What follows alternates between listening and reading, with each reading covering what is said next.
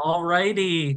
Welcome to Mercy Volunteer Corps' live frequently asked questions about undecided careers or unknown life paths. Tonight, we're so excited. We're joined by current Mercy volunteer Grace, who is serving in Cincinnati, and MVC alum Isak, who served in San Francisco and Cincinnati. And for those of you watching live, if you have any questions throughout this conversation, please feel free to drop them in the chat. So, Grace, we'll start with you. Just curious if you could share with our audience where you're from, where you went to school, and where you're currently serving with MVC. Yeah, I would love to. So I am from a small town called Lansing, Kansas, and I went to school not too far from there at University of St. Mary, which is a small Catholic school. And I am serving in Cincinnati at a place called Lydia's House. It's a supported shelter for women and children who are experiencing homelessness. Excellent. Thanks. And Isak, where are you from and where did you serve and how are you spending your time now after MVC? I grew up in Los Angeles in a tiny part of the bigger LA area called the San Fernando Valley. And I served in MVC's education and healthcare placements.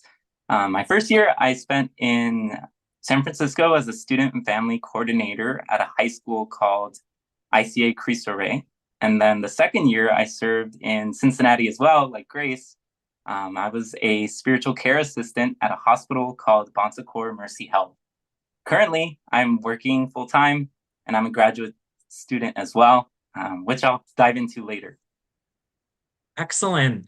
I love how we have all three service areas covered tonight: education, social services, and healthcare, and also the West Coast and the Midwest.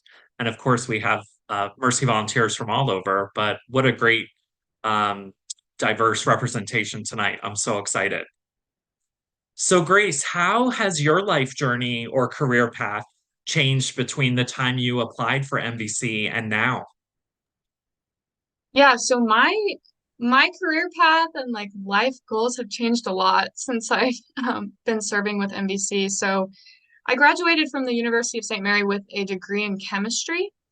And at the time that I applied for MVC, I was kind of lacking direction about where I wanted to take my degree and what I wanted to do with it. I had experienced a lot of like lab work and done a lot of research experience throughout college, but it just lacked a lot of like the relational aspects that I was looking for in a career. And it didn't allow me to make the direct impact on the community that I wanted.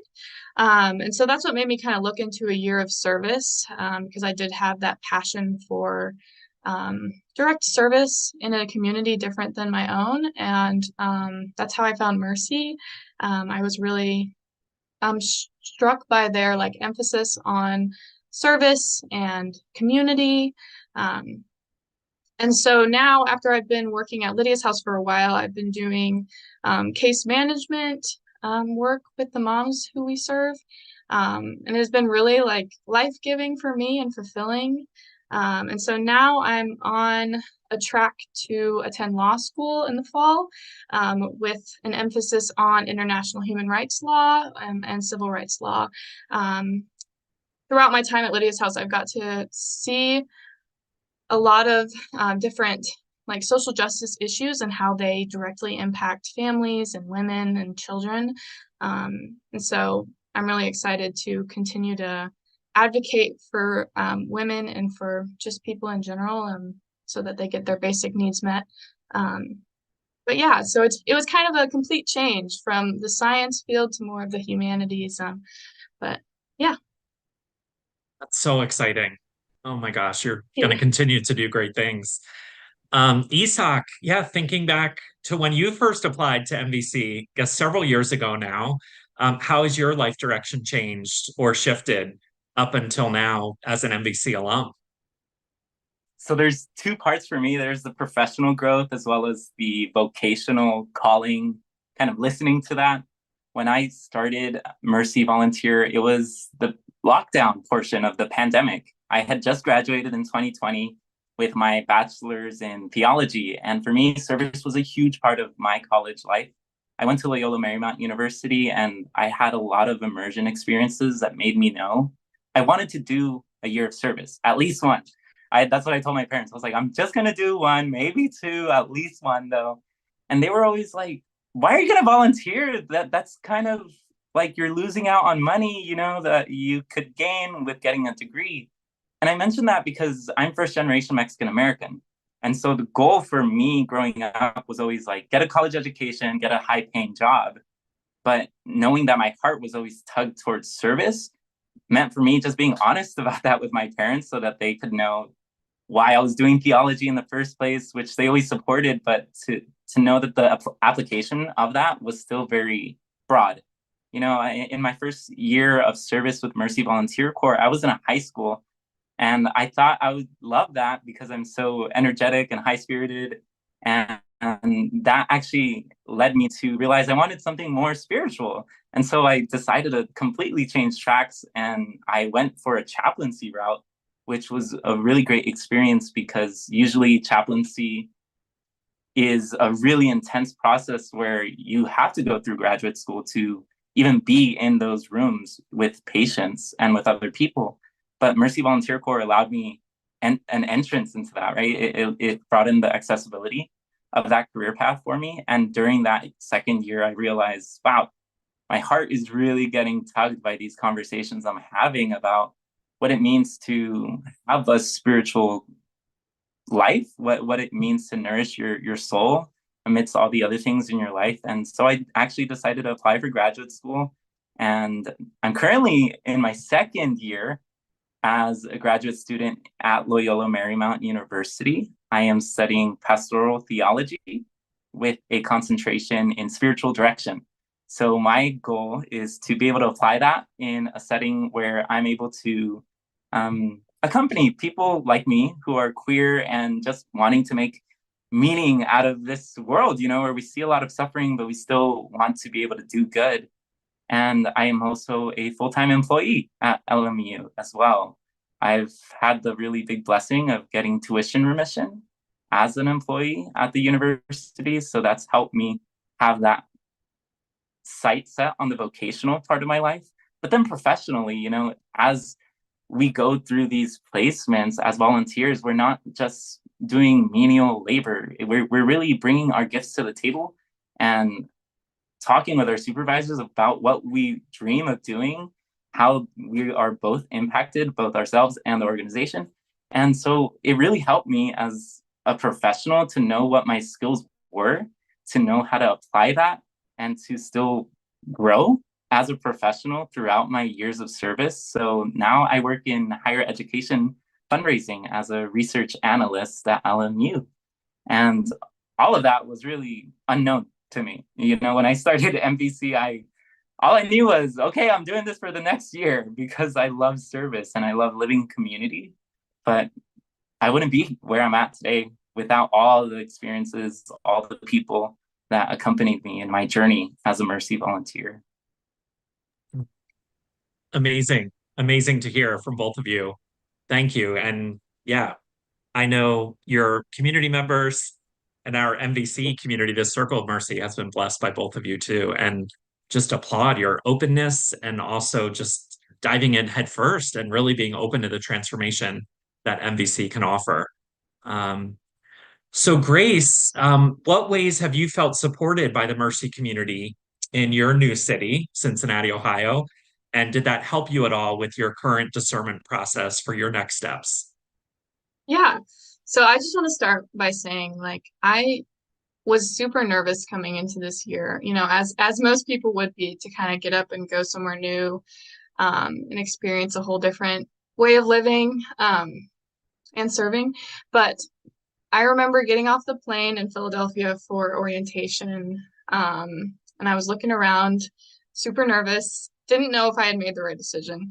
But then I saw Marie, which, if you know Marie, she's just the sweetest person ever. And she comes up immediately and gives me the biggest hug. And right then I knew that I'd made the right decision and I was affirmed in that decision.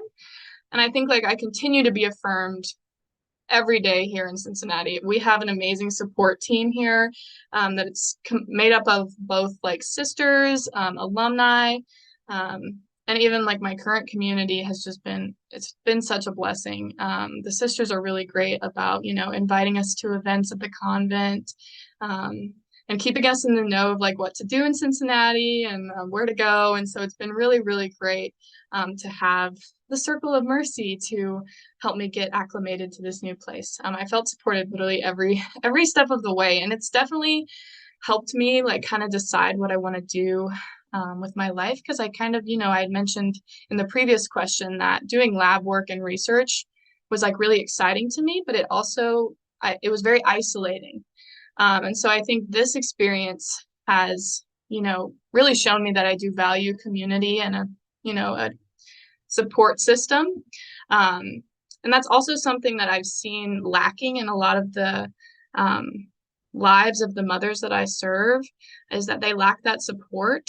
And that's something that Lydia's House really strives to give them, is like, once you're in Lydia's house, you're in Lydia's house, and you can come back and receive support, whether it be emotionally, financially, anything from us. And that I feel like makes a really big impact on the moms' lives. And I want to continue to create communities like that in the future for people who need it and for people who haven't felt that support.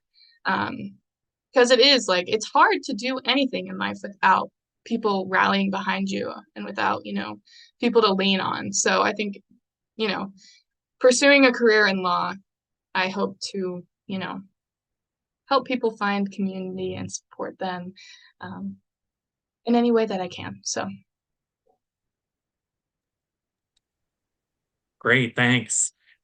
And Isak, as you're preparing professionally to help others, provide direction, guidance in their lives with spiritual direction and otherwise, what helped clarify your direction or future during your MVC experience? It was absolutely the encounters of the heart with people. I mean, when you let yourself be deep with people, and for me, it was like being vulnerable, being authentic, just being present as much as possible during my years of service. I encountered a depth of my own life that I never had space for. I mean, now I miss it. Now I miss having my spirituality nights with a community because I don't have that. Now I miss doing service every single day because work and school keep the time limited. And so for me, it was absolutely the fact that you're immersed in something that requires your attention the entire time. And of course, that doesn't mean that it's always hard. There are very difficult moments of witnessing suffering, and there's other joyous moments of recognizing healing and recognizing when community and connection really do impact people's lives. And for me, seeing that over and over again was like, it was unmistakable to me that I had to continue doing that type of work. And my supervisors, who were so interpersonal with me, who I could tell them, about what was happening in my reflections and the questions I had professionally, and they would always answer them. It would absolutely not have brought me to where I'm at now if they weren't so communicative. And that's what I loved about Mercy Volunteer Corps, that the organizations that we partner with are truly partners with us. They're not just trying to extract free labor. They're really trying to walk the walk with us and show us what they are doing, what their mission is. And I do agree with Grace too. The Sisters of Mercy in our communities are really just amazing and really energetic. So they were a big part of the inspiration for me to keep doing another year of service. I would also say that speaking to alumni during my years of service also helped to clarify, oh, that's what you can do, that the people that were in the cities with us or across the country were always available to us. So that always helped me recognize that it wasn't just an isolated experience of like 1 year and you're out. You kind of have that support if you still want it. And when you tap into that support, there's so much knowledge, there's so much ability to just ask questions that are going to help you discern, because that's ultimately what helped me, just being upfront about the questions, the worries, the dreams that I had. Incredible. As our staff member Andrea says, once you're in the circle of mercy, you're in it forever. And yeah, that level of support and that longevity of support is always there. Thanks for touching on it, both of you. So I feel like we could talk to you all evening, Grace and Isak, but we have one final question left for each of you. And we'll start with Grace. So for anyone listening tonight, or at future recording, if someone's uncertain about their career path or future, why should they serve with MVC? What advice do you have for them? Yeah. So I think the best way to know what you want to do and like figure out what your passions are is by going out and experiencing new things, trying different things and experimenting with them, and just seeing what, like Isak said, what tugs at your heart, and I think Mercy really gives you the opportunity, and it's a unique opportunity to experience a life of direct service while living in community. And they also give you time to like reflect and discern what you want to do while supporting you the entire time. And I think that's something that sets them apart from a lot of other organizations. And I think my advice would just be to be open to everything and anything that comes at you during your year of service if you decide to do it. I came into this kind of thinking that it was just like, oh, it's a year and I'm going to serve and I'm going to do it and then I'm going to go and I'm going to be a chemist. But if you really like open yourself up to the experience and really allow it to transform you, you could find out things about yourself that you never knew before, and it could lead you down a totally different path. And I think that's a beautiful thing. So yeah, I would just say, be open to it, and you might find out that you want to pursue a career in something that you never would have thought of previously. And so I'm very grateful to have found this experience and have, fully immersed myself in it. So I encourage everyone to do the same if they get the chance. So Excellent. Thanks, Grace. Isak, same question. If someone's uncertain about their career path or future, why should they serve with MVC? What advice would you have for them? In my experience, Mercy Volunteer Corps really cared about me. In all my intersectional identities as a first-generation Mexican-American, as a queer person, it was always that I was seen holistically, and I don't think I would have gotten that anywhere else. With like Jesuit Volunteer Corps, for example, I didn't want to be part of this larger program where I would kind of feel like a number. I wanted to be a person. And I immediately got that from day one with Mercy Volunteer Corps. And I still feel that now, as an alum who sometimes is more connected to Mercy and sometimes isn't. But to be able to be invited back in and share my experience, it means a lot to me, because one of the best tips that I got while I was discerning was just to talk with alumni. And truly, like, if anyone is watching this currently or in the future and I stand out in particular for some reason and you want to talk to me, like, I am more than happy to talk to you and tell you what I experienced and connect you with my other friends who served as well, because there's nothing like a direct experience, as Grace said, that is able to help you discover what you truly long for. And to me, being able to touch what is at the heart of my life throughout the 2 years of service has set my life for like a really great journey now. And I feel very, very grateful compared to my peers who weren't able to do 2 years or even 1 year of postgrad service. I know that there's a quality of my life that is a privilege and a blessing to be able to have and to lean into that for the rest of my life. So I'm very grateful, and I know that you will be too.